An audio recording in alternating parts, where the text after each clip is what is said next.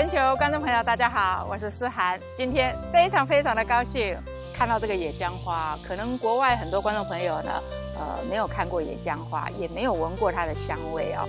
它必须生长在呢非常就是说清新的空气里面哦，然后没有污染的水域的山边呐，才会有这样子的一个花卉哦。那今天我们来到这个园区呢，最主要呢，我们有一个非常漂亮的这个老板娘呢。他会来教我们这个野姜花怎么入菜。今天呢，我们要跟全球观众朋友介绍在我旁边这么漂亮的女主人啊、其实，在大概20年前，你是移民到加拿大去嘛？哦，20几年了，20几年了哈。1994年。对，但是呢，她还是回归到一个心灵的故乡啊，在内湖的山区呢，开辟了一个非常棒的这个生态的这个自然园区哦。那今天我们来到她的园区呢，你看老板娘手，哇，你这个是都可以吃的吗？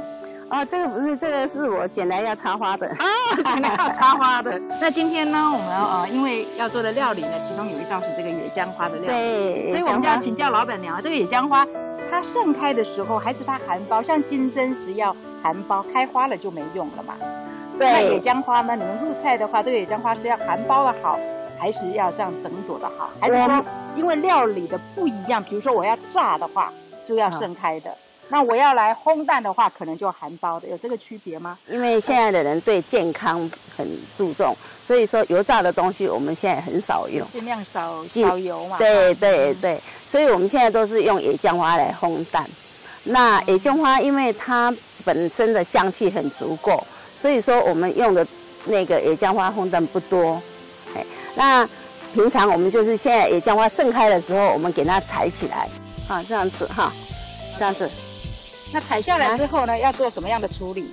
哈，采下来之后哈，就是我们这个有这个花萼的地方，我们就给它拿掉哈。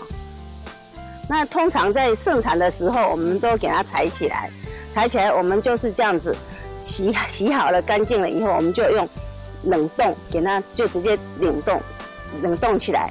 那等到没有野姜花的时候哈，还是可以有野姜花可以哦，是吗？那口感上呢会不会有不一样？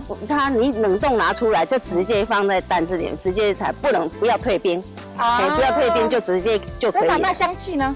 香气一样那么香。真的啊？对对，很多的香气会经过加热之后，可能就会稍微逊色一些嘛。那野姜花的香气没有什么影响吗？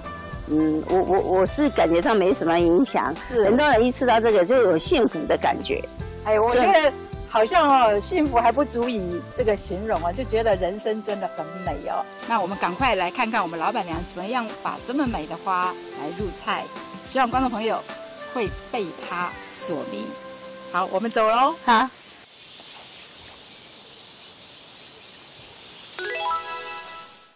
好，接下来这道呢，其实我超期待的哈，是野姜花烘蛋啊。其实现在很多人都在吃这个野姜花嘛，好，就是野姜花的香气真的非常的特别哦。就是我觉得好像也不能用特别啊，就是说像玫瑰花香也很香啊，薰衣草也很香，但是我总觉得这种野姜花它在山野里面呢，就有一种空灵的那种香气哦。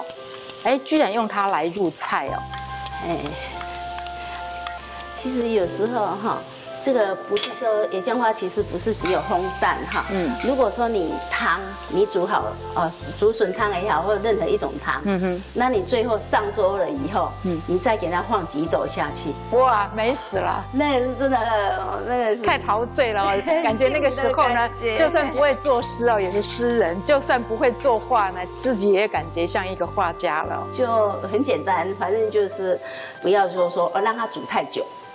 就是说最后的时候下去，最后的时候下去，它才会保有那个香气哈。嘿，那我们这个等一下要做这个蛋嘛哈，我先将这个姜哈给它爆香，那我们这个野姜花哈要给它切小段一点。我觉得所有的蛋料理里面呢，目前对我来说，我觉得这个野姜花烘蛋是最美哦，然后吃起来会让人也觉得。就是很陶醉，就是非常有故事的一道这个蛋的料理哦。很简单，但是它就是很非常素雅的一道菜。对对对。放一点淋巴哈，也可以加一点点的糖哈。对对对，要加一点点的话，我们加一点点糖的话比较提味一下。哎，我们刚爆的那个姜哈，姜丝哈。哦，这个时候是把它加进去，这样去打一打哈。这个时候千万不要加这个我们台湾人最爱的这个萝卜干哦哈，因为萝卜干虽然很香，但是它会干扰了这个野姜花的这个香气啊，它那种淡淡的幽香啊，不太适合再加别的这一些材料进去了。我们顶多就是用一些姜丝把它的味道带出来哦，也是要加一点油。要这个烘蛋的要加油，加油。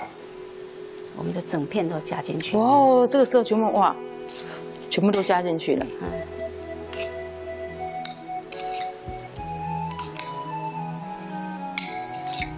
因为蛋本身它就很容易锁的东西哈，所以说野姜花也这样下去，那个香气自然就跑出来了。其实口感上面它应该是就要咕溜咕溜的吧。哎，你吃就知道。我很想加一点点水，就不用那么干。OK， 给它加。好，我们加一点这个蔬菜高汤呢，待会儿我们烘出来的蛋呢，就比较不会那么扎实哈，它会比较蓬松，然后也会比较滑嫩一点。